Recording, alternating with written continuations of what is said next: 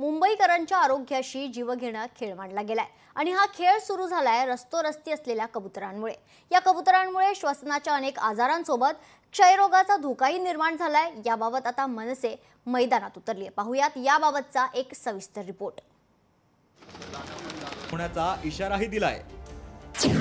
कबुतरांच्या विष्ठेमुळे आरोग्याच्या तक्रारी वाढतायत। क्षयरोग आणि दम्यासह अनेक गंभीर आजारांचा धोका। कबुतरांच्या विष्ठेमुळे प्रदूषणावरही वाईट परिणाम। कबुतरांपासून होणाऱ्या हायपर सेन्सिटिव्हिटी न्यूमोनायटिस या आजारामध्ये आपल्याला असं बघायला मिळतं की खोकला येणं जो दीर्घकालीन असतो, दम लागणं, त्याच्यानंतर मनुष्याचं वजन कमी होणं आणि विकनेस किंवा एक थकवा जाणवणं हे इनिशियल लक्षणं असतात। इनिशियल स्टेजमध्ये जर याचं उपाय आपण केले नाहीत किंवा याच्यावर जर ते एक्सपोजर थांबवलं नाही तर नंतर ऑक्सिजन लेवल रक्तातली कमी होणं आणि जास्त दम लागणं हे सुद्धा त्याची लक्षणं असू शकतात। एकीकडे कबुतरांमुळे आरोग्याशी जीवघेणा खेळ होत असल्याचं तज्ञ सांगतायत, तर दुसरीकडे मुंबईत मात्र अनेक ठिकाणी कबूतरखाने वाढत असल्याचं समोर आलंय।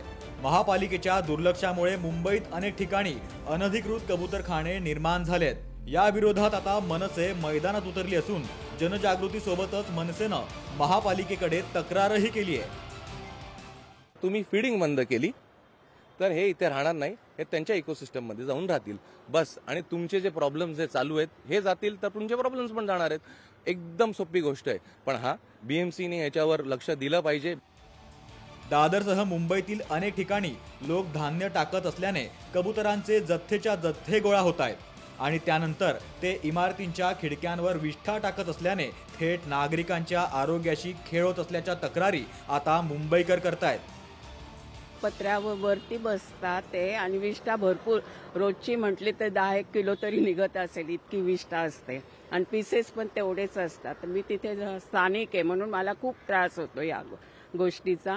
योग्य रीतीने त्याच्यावरती उपचार केले पाहिजे त्या गोष्टींवरती, म्हणजे त्यांनी जो त्रास होऊ नये। जे उदाहरणार्थ बघितलं तर ती विष्ठा पडते ती साफसफाई झाली पाहिजे किंवा लोकांना जागृत केलं पाहिजे की टाकू नका। हे बरेच उपाय आहेत की करू शकतात त्याच्यावरती। पक्ष्यांना खाद्य टाकल्याने लोकांना समाधान वाटत असलं तरी कबुतरांच्या विष्ठेमुळे आरोग्यावर वाईट परिणाम होत असेल तर याबाबत जनजागृती होण्याची गरज आहे। पण त्यासोबतच कबूतर नागरी वस्त्यांमध्ये येऊ न देणं आणि अनधिकृत कबूतरखाने निर्माण होऊ न देणं यासाठी महानगरपालिकेनं ठोस पावलं उचलण्याची गरज आता निर्माण झाली आहे। स्वप्नील जाधव, लोकशाही मराठी, मुंबई।